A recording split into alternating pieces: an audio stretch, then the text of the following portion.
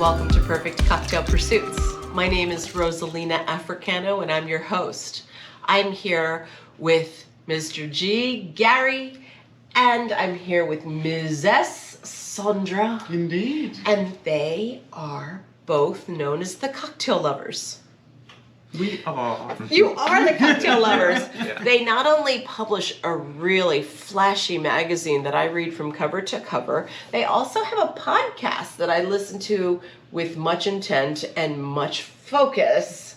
Anyway, the cool thing about them joining us today is that we're going to mix. Your signature drink is the Gin Martini. Absolutely. It's been for me, it's been like almost since I started drinking cocktails, but it was originally vodka, and then, I don't know, 14, 15 years ago, I got introduced to the Gin Martini, and there was no looking back. No looking back. You have to have a Gin Martini chilled. Perfectly chilled. That is the Perfectly secret to Yeah. a dry martini. So, shall I grab those now? Please grab those, Okay. and Sandra and I will have a chat.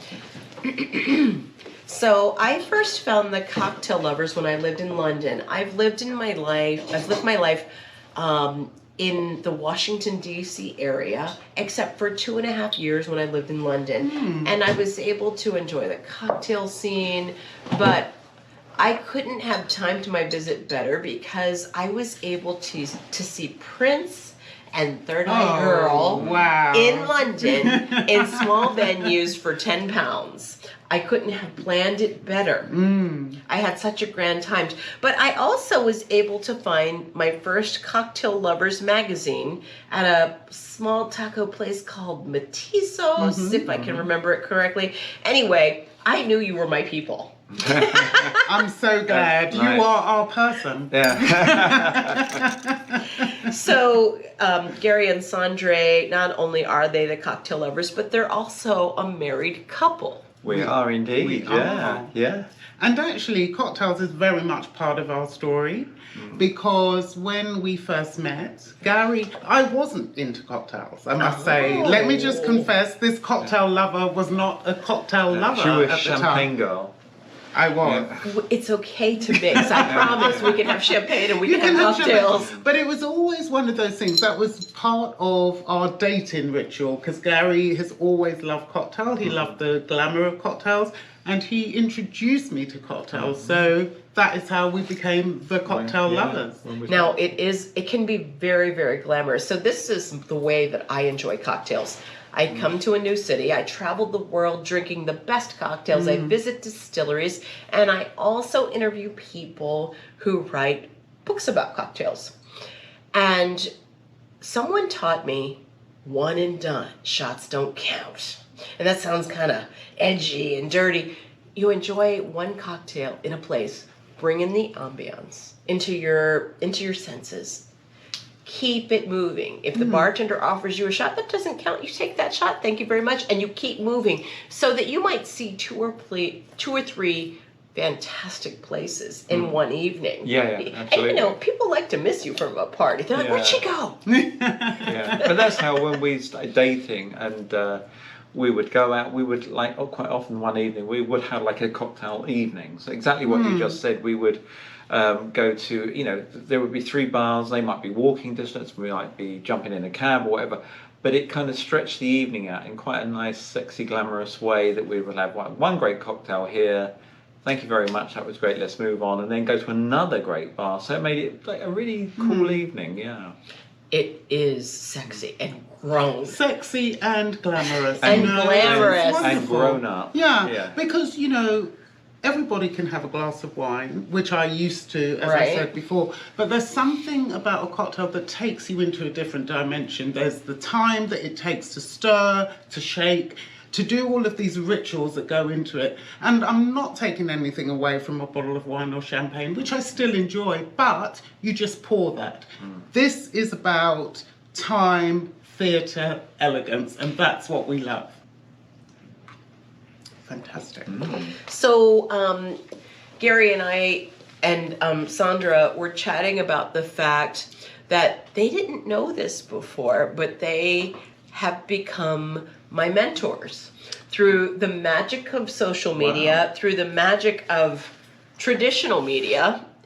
I found their magazine at a cute little taco bar in London. But then I also started to hear them chat with me about cocktails in their podcast. And you can find them wherever you're getting your Wherever podcasts, you right? get your Apple, podcast. They're Spotify, everywhere. everything. Yeah. Okay. And so I would listen very intently because you don't have the visual, you have the theater of the mind to come along with the two of you and your storytelling. And I listened very closely and I can hear you stirring the cocktail. I can almost taste it. Like I can feel my salivary glands going while you chat about the cocktail that you're building so that you can enjoy your podcast. Anyway, I'm really, really grateful that you're here today because without knowing it, you've been my mentors. Aw, Thank you. so That means a lot. Thank you. It Thank means you. so much for me too. Gary signed my Cocktail Lovers magazine when I first met him at the Lisbon Bar Show. Yeah. And Sandra, you're not getting out of here without signing my magazine. Don't worry. Absolute she will, pleasure. she will. Absolute pleasure. The funny thing is that Gary and Sandra, this magazine is not only available in print, which I like to have a touchy spot, but you're also available electronically. Yes. Yeah. And so you don't even have to be in the UK to receive the You can get it subscription. everywhere. Absolutely. We send everywhere. it. That's one thing we're very proud of. We started as we're London based, we're very UK, but we write about drinks all over the world. We're lucky enough to travel a lot, so we've written about the great experiences we've had in some amazing cities around the world.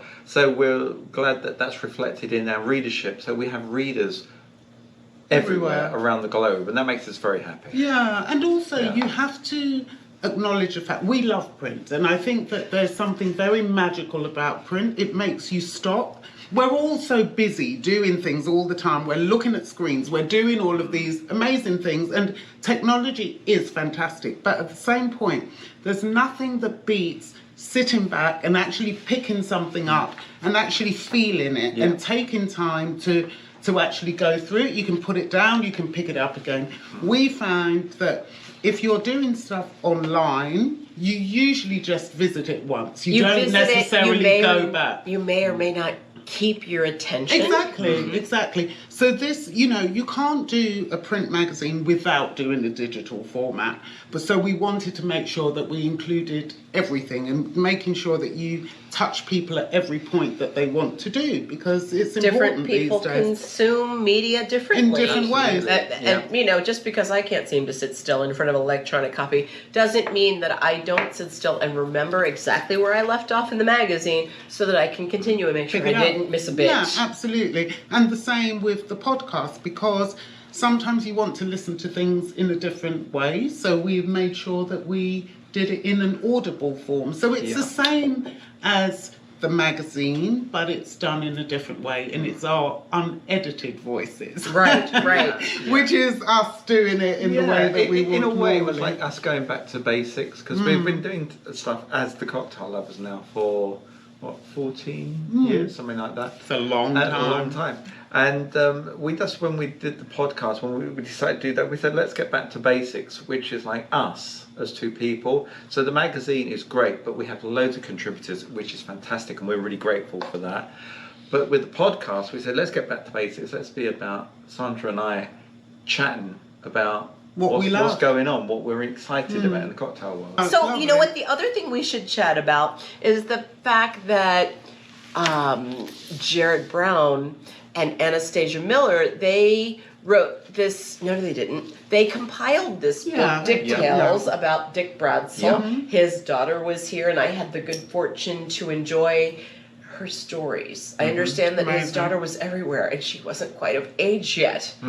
But what I learned just today was that both of you are responsible for a picture in Dick Tales. Yeah, and we're really proud of it, because Gary knew Dick very well. I knew him as well, but not as well. You met him at lots of different London all the way bars. back to, unbelievably, I don't look old enough, but I knew Dick all the way back to the 80s when he ran a bar called Fred's Place. And Fred's then bar. it was Fred's this, Fred's that. And you know, the point was at the time, we were all like having too much good time to care what the place was called.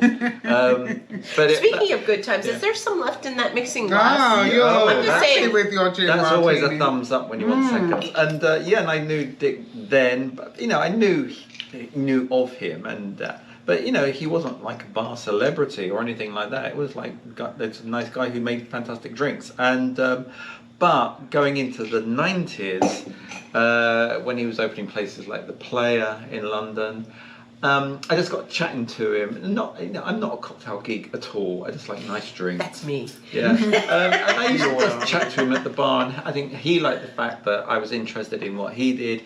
I liked the fact that I'd finally met a bartender who actually made the drinks I wanted, you know.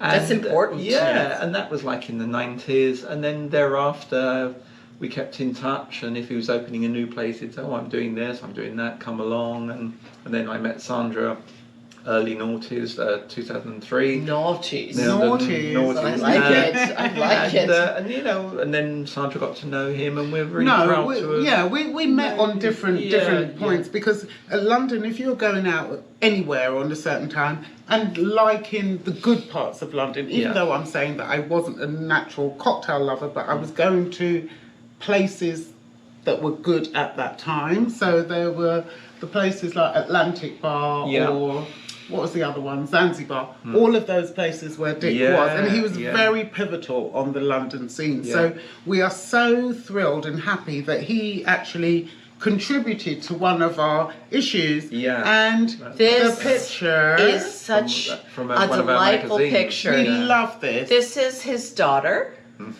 And you can kind of see him It's a little bit there dark. as well. It's a little dark, but let me tell you, this composition, I'll It's take a so better picture lovely. It's and so make nice. sure to that you can see it better. Yeah. And It he is loved this because delightful. we asked him to come along and talk about somebody that he thought was the next person that was a baton. And I think that he took part in it because at that time he wasn't doing that much and he Right. wouldn't come out and do much. But it was because it was shining a light on B, and it was just so lovely to see the love in his eyes for B, and just there was just this beautiful energy in the room. And we felt a real honour because, as Sandra said, historically he didn't do a lot of media stuff At that point. Yeah, Right. and we were really thrilled that he came along and spent a day with us for the photo shoot. And in that photo, what's really nice is like it's all our cocktail tray glasses, and To from a cocktail legend. And then Dick was like, "Oh, I really like this glass. Where's that from?" And oh, it's a charity shop. We go, "Oh, yeah, I really like that." That's but how it was you just, do it. Yeah, but it was just so we felt very honoured, didn't we, that he turned up and did a photo shoot. So and to see it in the book is doubly honoured. Yeah. Yeah. Well, I am so delighted that both of you are here. This is the most recent Cocktail Lovers magazine, but please also find subscribe to the Cocktail Lovers. Also find them where you listen to your podcasts, because really listening to them chat, mix a cocktail and interview cocktail folks is a delight. Thank you so much. Yeah. Absolute pleasure. Well, we will see you next time. We'll see you next time, and please drink responsibly. Absolutely. Absolutely. Cheers. Cheers. Cheers. Cheers. Cheers.